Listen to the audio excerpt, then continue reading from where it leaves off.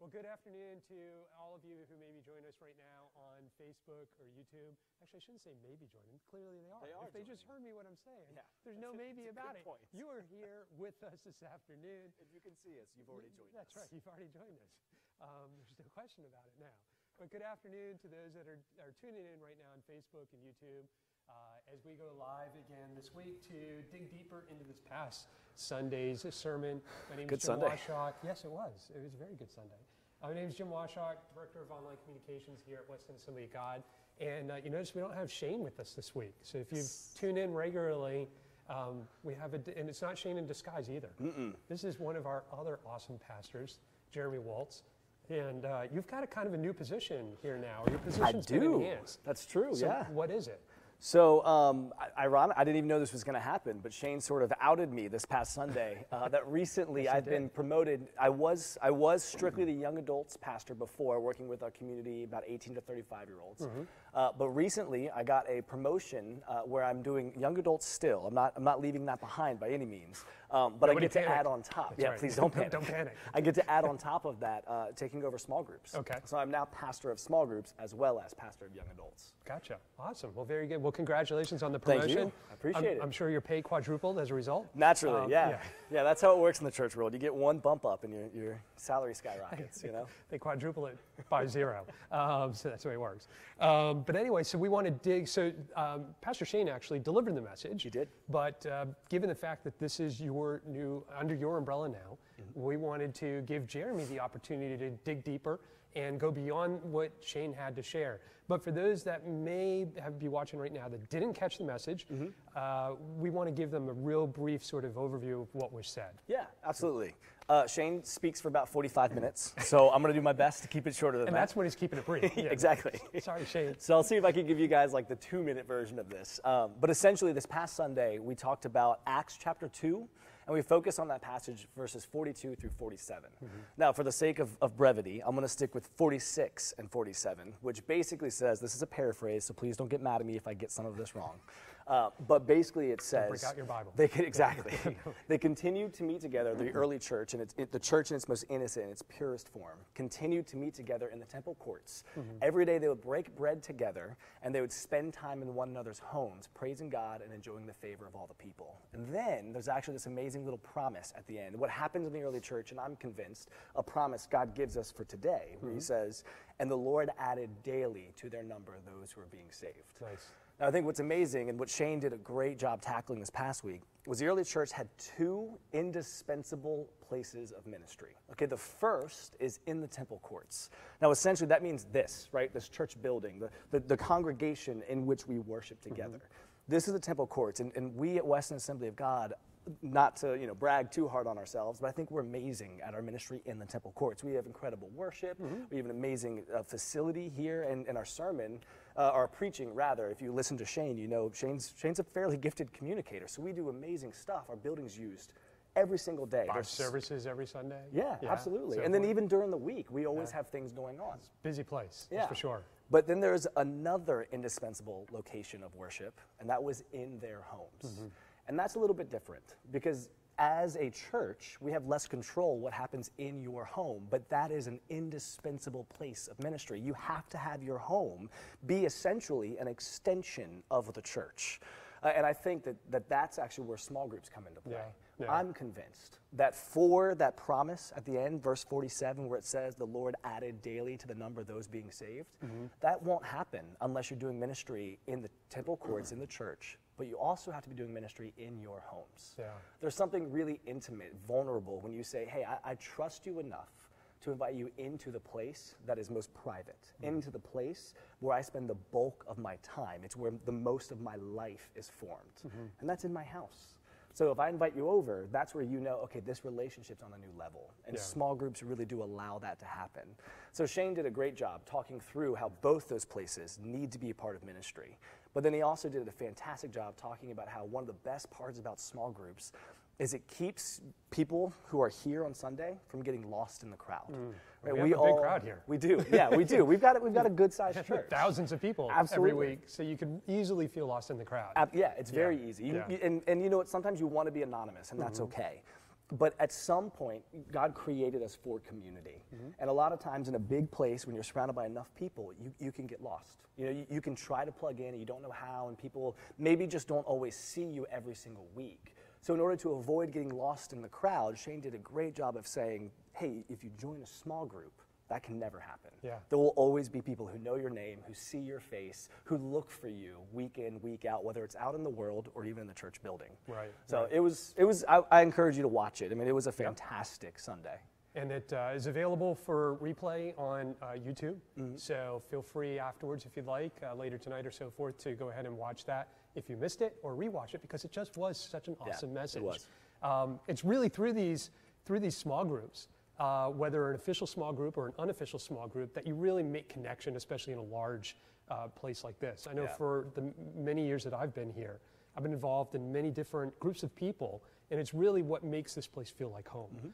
To be able to see their faces as you pass them by and so forth is a really awesome thing. So we want to dig into a number of, a lot of folks may not be familiar with what types of small groups we have here. When we keep saying you should join a small group, what is that? What kind of small groups are there? Why did they get formed? How long have they been around? What do they do? So we want to explore questions like that. But we also want to remind you, the viewer, that we want to attend to your questions as well.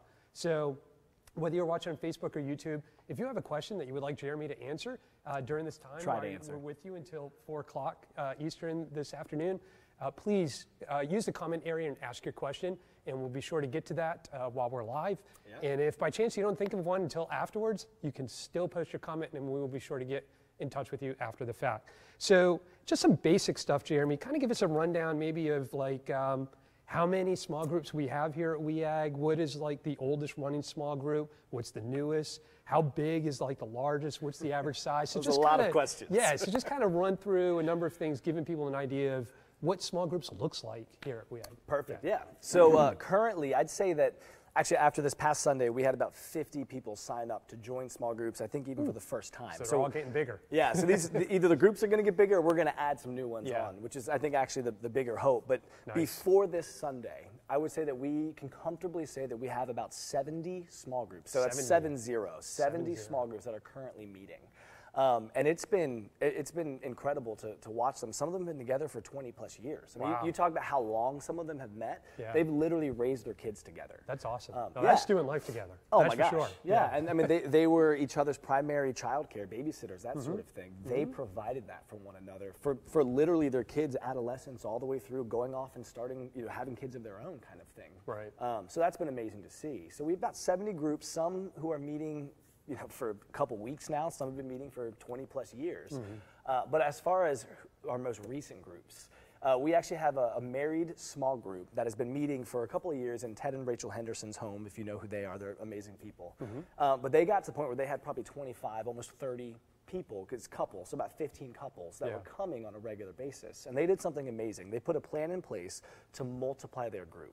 So they actually have taken their one group and now split it into 3 different groups. Wow. So they're going to retain one. They've got a whole complicated but amazing plan in place. So the 2 that I know for sure are branching off. We have the McLeans, Paul and Hannah McLean, and then we also have the Contardos, who are an amazing couple as well. But they are going to be starting groups actually coming up right here for married couples and for people who are in a similar life stage as themselves. So I'm excited to see what happens there. That's really awesome. And I can speak from personal experience. When my wife and I first started coming here to WEAG 23 years ago, it was just after we had got married. And there was a young marrieds group that was led by the Davises and the Poors. And we were invited. I think it was maybe our 2nd or 3rd week here. Brad and Elizabeth Miller saw us, invited us to come, and that was instrumental in us finding connection here. And though that marrieds group in its formal state kind of grew and more, we ended up, I think at the time before we split, so to speak, we were almost like 60 people meeting on a Sunday morning. So it grew quite a lot. But we still keep in touch, at least all those that are still here in the Richmond area. We see each other all the time, and we can kind of keep going, keep our conversations going, and it's hugely beneficial for connectivity. So thank you for that. We want to get into some questions about what some of these groups do and so forth, but I think we have a viewer question. Is that right, Nikki? We do. Okay. Missy Brown is wondering Hey, how Missy. we join Happy birthday, this- Missy. I was going to say, isn't today's It's Missy's her birthday. birthday? It is. Happy birthday, Missy. Yay! She's wondering, how do we join a small group? That's actually a great question. Great question. Thank you, Missy. Yes. So luckily, we actually have a handful of ways. Okay. If you were here this past Sunday, even if you weren't, we actually made these lovely cards. I doubt you can see it from this far away.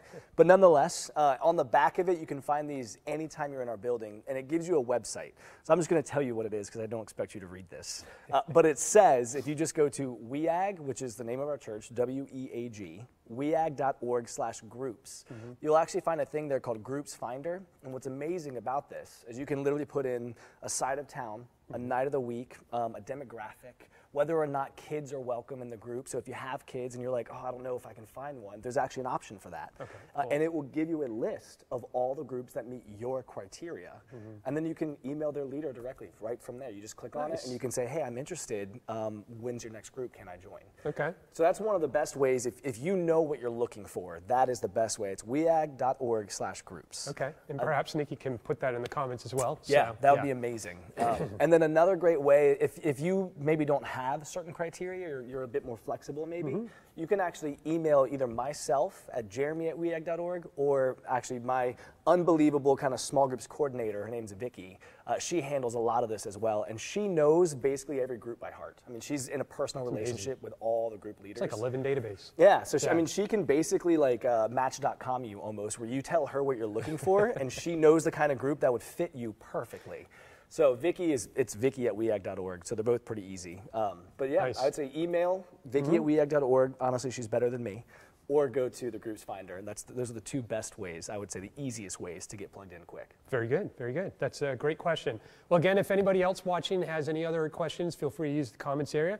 Otherwise, we're going to get to some others that we have already pre-formulated for Jeremy here. So, Jeremy, how and why does a small group typically form? Like, what initiates sort of the idea to, I mean, we've already got almost 70. Yeah. Why Yeah. start another one? What's sort of the incentives for doing that, other than, of course, the example that you cited where one splits and multiplies? Absolutely. So, yeah. So big kind of philosophical answer real quick. So why start another one, I think comes down to the fact that part of our hope as a church is to grow. Okay. We want more people to experience the joy of living in relationship with Jesus Christ. And one of the best ways to experience what Christ has to offer, I'm convinced, is in a small group.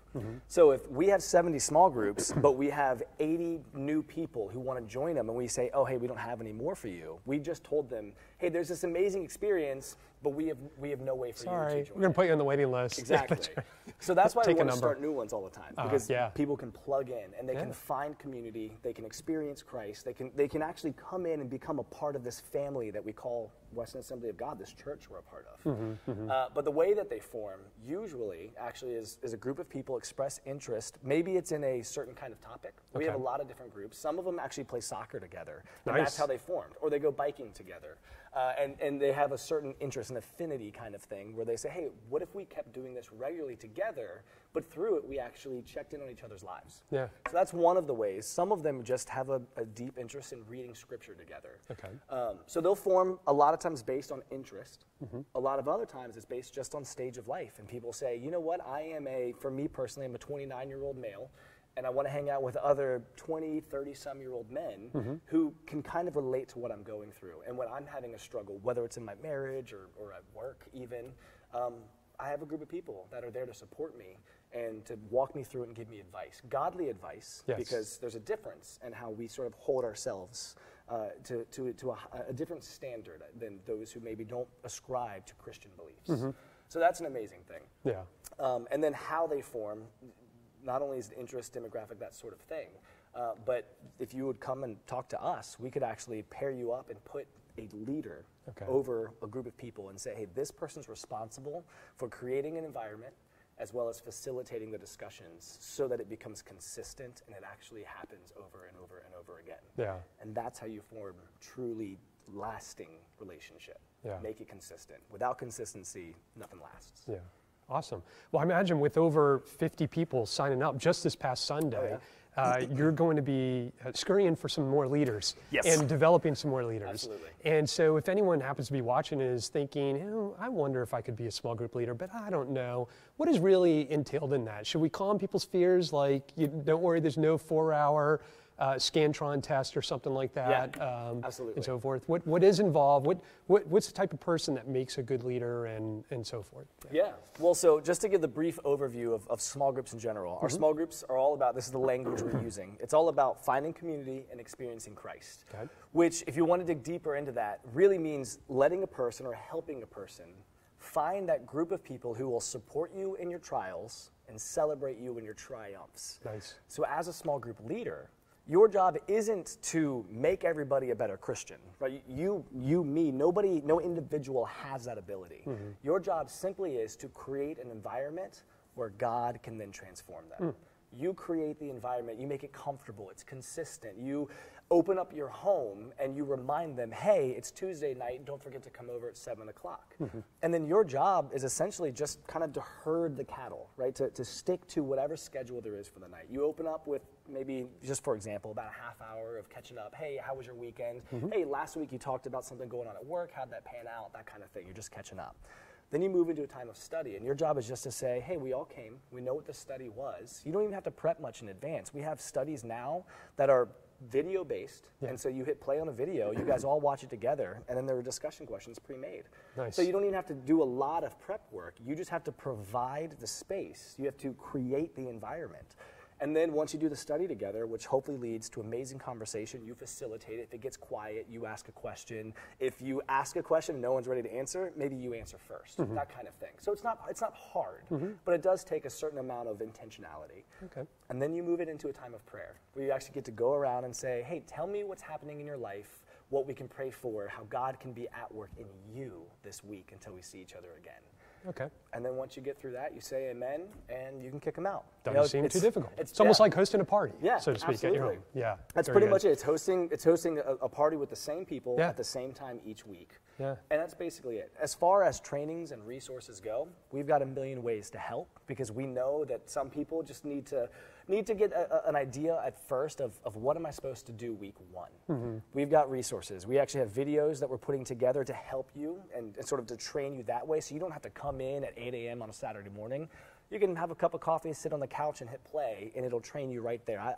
I'm in some of them, so it's a familiar face. Some will be other people who hopefully you'll recognize as well. But we have a million ways to walk with you, so you're never doing this alone. Nice, nice. That's great to hear that there's such support for leadership and so forth too. So if anybody's thinking, it'd be really neat to get a small group together or to be a leader, just do it. Talk to you, and you'll hash it out, and it's and get it going. So that is fantastic. Now, you mentioned that usually a small group is inviting people in. Do they always happen at home, or does every meeting happen at home, or what other things besides meeting at a home and talk about Jesus or something, or going through a Bible study do small groups do? Yeah. So really it's up to the small group. Okay. Part of your first meetings will be deciding, hey, what's this going to look like? Okay. We have a lot of groups, I mentioned this earlier, who will go out and play soccer together. That's actually how they formed, was they all enjoyed playing a certain sport, so they play it together. We have a softball team that meets every week. We have a soccer team that meets every week. We have literal like motorcycle people. They're called Bikers for Christ, and they're essentially a massive community of people who enjoy biking together. So we have those kinds of You didn't groups. just call bikers little, did you? Well, Did you say little? Because I no, not at all. You've seen bikers, right? The Bikers for Christ are a powerful force to be reckoned with. But just making sure. We have all sorts of groups. We have sociables, which is actually a group of women who come together and they literally spend their time sewing while checking in on each other, while praying for one another. That's cool. So that can happen anywhere. Groups meet in Starbucks, Paneras, that sort of thing. Nice. I love when groups meet at home. I said this earlier, but there's something intimate about inviting a group of people into your space. Right. And I think that really does give the message that, hey, I trust you.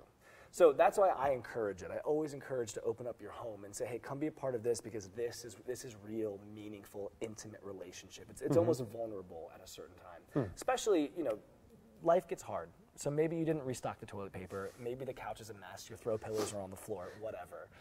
And you invite people into your mess. And I think there's something truly powerful about that. Yeah. But We have groups that will kind of take a break between studies and go do social events. I went to trivia night not that long ago, came in second place with my small group. We won $20 at Mellow Mushroom. It was a pretty awesome night. Congratulations. Wow, prizes too. That's amazing. Yeah. I believe we have another question from the audience. What do we got? JJ Collier. JJ. Yeah. Or on here, James J. Collier. All right, James J. I like JJ. He asked, you mentioned weekly meetings, ...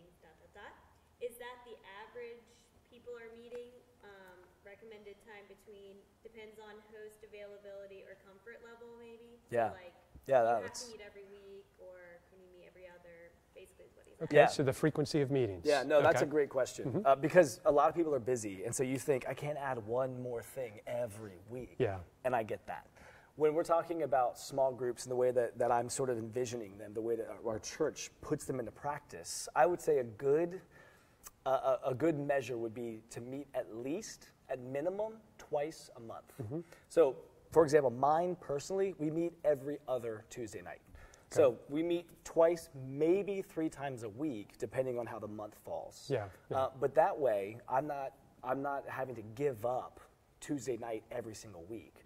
I get an amazing experience with my small group this Tuesday, but the next Tuesday I can go out with my wife. Or next Tuesday I can do my laundry. You know, it just gives me time to catch up on the things I need to do. We do do have that, groups Melissa? He's willing to do the laundry. So mine, not yours, babe. Just mine. Oh no. We have a deal. Okay, got it. But yeah, so I would say it's really up to the group. I just ask for everyone to meet at least twice a week. Yeah. Or sorry, that's a lie. Twice a month, not twice a week. Twice a month. Twice a month. Well, point of clarification there. A little bit of a difference. Yeah.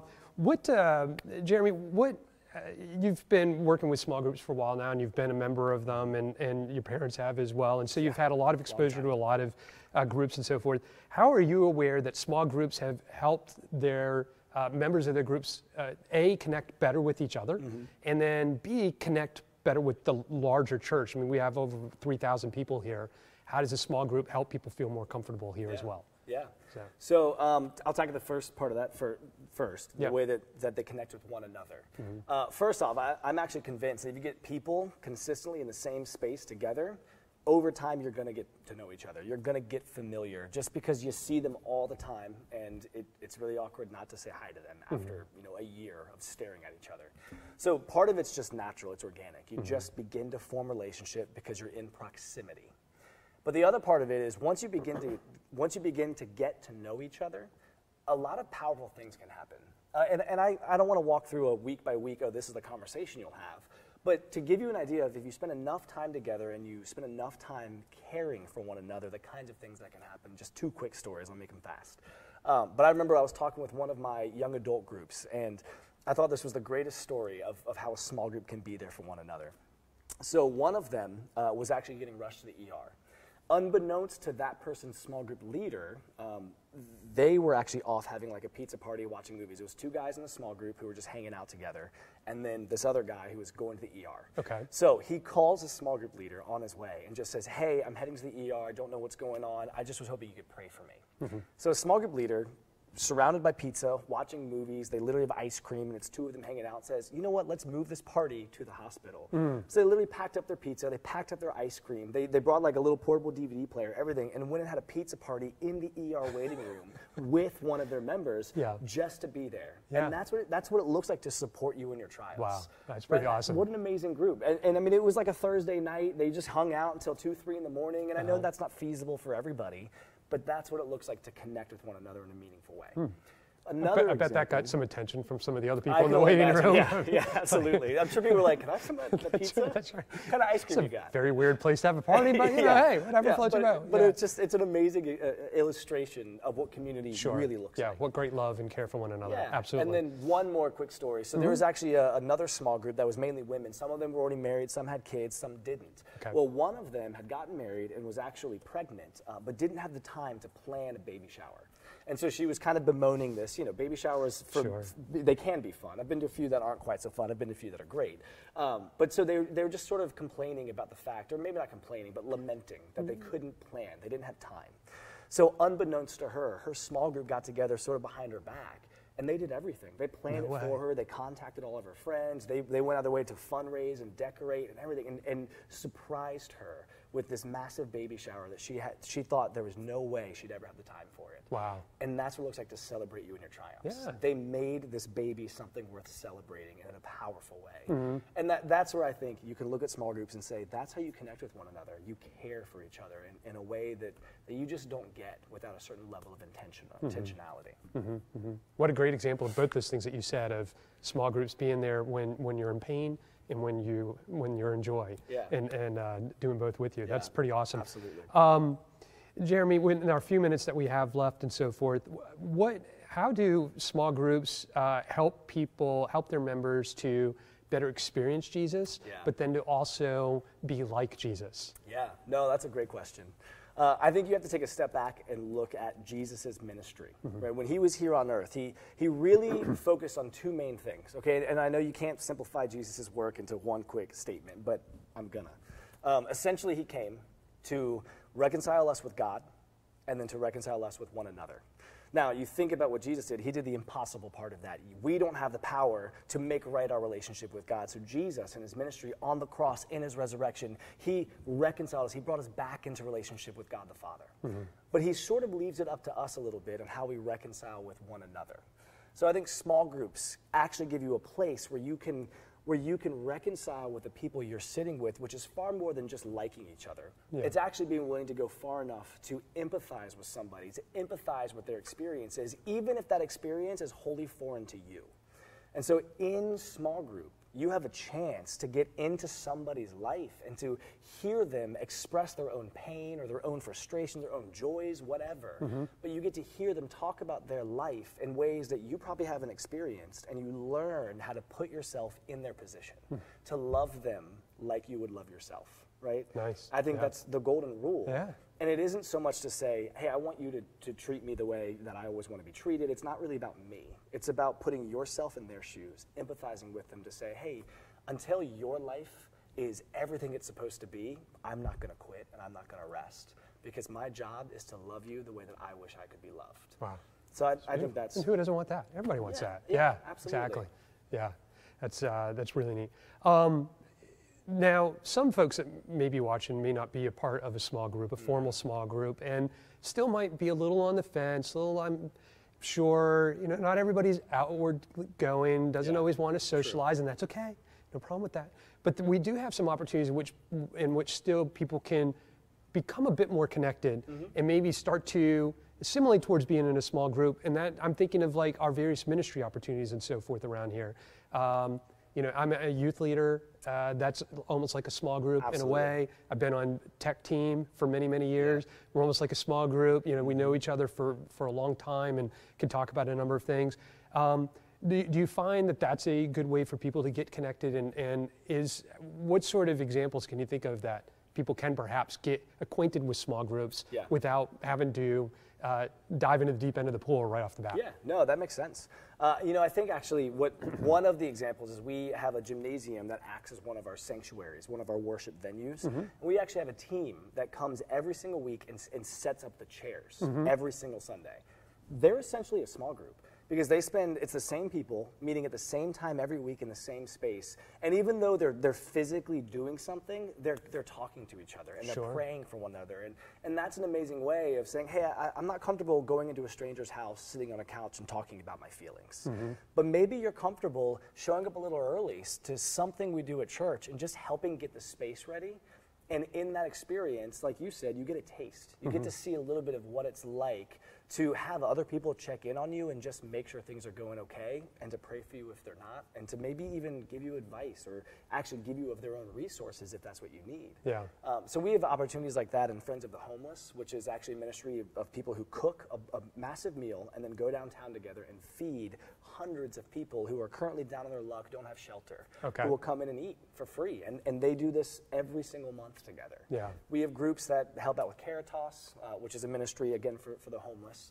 And they do it together every single time they get the chance. Okay. So I think any sort of a serving opportunity like that would be an incredible way to get a taste. Yeah. And you're also fulfilling part of the gospel right there. That's part of the Great Commission, is to go out into the world, make disciples. One of the best ways to make disciples is to meet physical needs as well as spiritual needs. So one of the things about a large church like this is it may feel a little overwhelming, but at the same time, we have a wide variety of places for people to be able to plug in. We got something for everybody, really, which is really awesome. Absolutely. And you never know where just jumping into a ministry opportunity, just helping out, might lead, because correct me if I'm wrong, but I believe our lead pastor started simply setting up chairs in the gym. Yeah, isn't that right? Yeah, way back like 16, 17 years here? ago. Yeah. That's exactly how he got his start. Absolutely. And he's not the only one. Rodney Green, who actually is our men's ministry, and I got to sort of step into his role in small groups now that he's gone on to bigger and better things still at church. Yes. Bigger and better things here at WEAG. That's how he started too. He started off just volunteering and then sort of worked his way up. There we go. Awesome. Well, Jeremy, thank you so much for helping us dig deeper into what some of the small groups are like. And throw in us a whole bunch of different examples of different small groups and how they do life together and how people can become a member of them. Do you mind perhaps real quick just giving Pastor Shane will be back next week. We'll be live with him again next Tuesday at 4 o'clock. And he's starting off a new series. Yeah. Do you can you throw people a bone of what he's going to be talking about? Yeah, so this actually next series is going to be a great one that no one wants to miss. You never want to miss any of them, but this one in particular, I may not get the wording exactly right, but essentially it's living beyond. Okay. And it's going to be talking about how you can live beyond your limitations if you lean into Christ appropriately. A lot of this is going to be focused actually on healing, physical healing, emotional healing, that sort of thing, how Christ can take you beyond even your physical limitations, which is a powerful, powerful thing that a lot of us, we need healing in our lives, whether it's because of broken experiences, trauma in our past, or maybe it's broken bones. I mean, it's all the way across the gamut. So for the next few weeks, I think it's about 4 weeks, we're going to be focused on this idea of living beyond and actually pursuing the healing that only Christ can offer to us. So that's something you definitely do not want to miss. Yeah, so definitely don't miss that. And be sure, of course, to let other people, friends, family, and so forth, let them know about it, even if they're outside the Richmond area, because we stream all of our services. Yeah, we do. So we do invite you to, of course, join us this coming Sunday at either 9:30 or 11:15, on site or online. You'll find us and hear this new series. Thank you once again for joining, and be sure to join us next Tuesday at 4 o'clock.